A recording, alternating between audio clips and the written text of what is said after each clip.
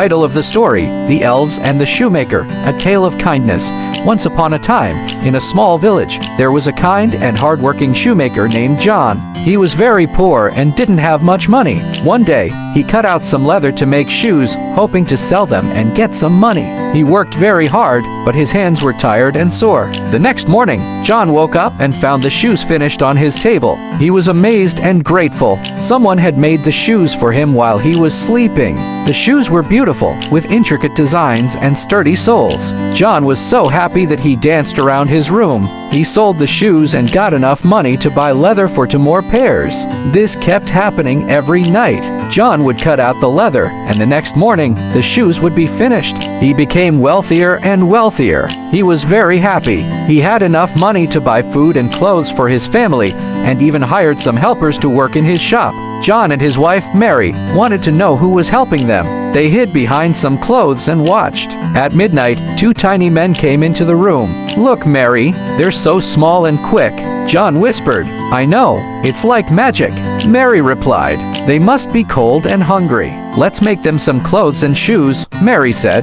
"That's a great idea," John agreed. "I'll make 2 tiny pairs of shoes and you can make some tiny shirts, pants, and coats." Mary smiled and started sewing. John and Mary made the tiny clothes and shoes with love and care. They even added some tiny buttons and laces. When they finished, they left the clothes and shoes on the table, hoping the little men would come back. And they did. The little men were overjoyed and sang a happy song.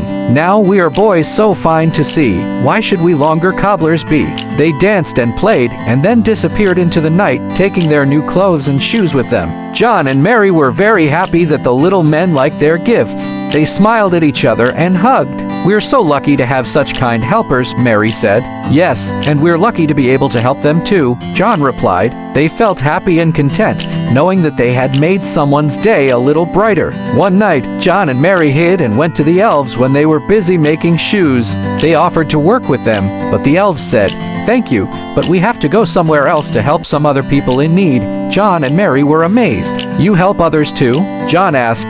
The elves nodded. "Yes, we help those who need it most. We have to go now, but thank you for your kindness." And with that, the elves disappeared into the night, leaving John and Mary in awe. From that day on, John's life changed. He worked hard every day, making shoes and selling them.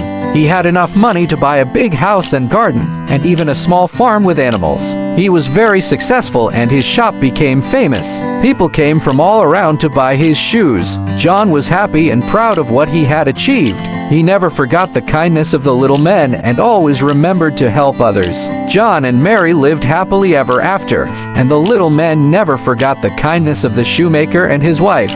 Moral of the story: when we help others and say thank you, good things come back to us. Just like John, we can be kind to others and make them happy. And just like the little men, others can help us when we need it most. So let's always be kind and grateful.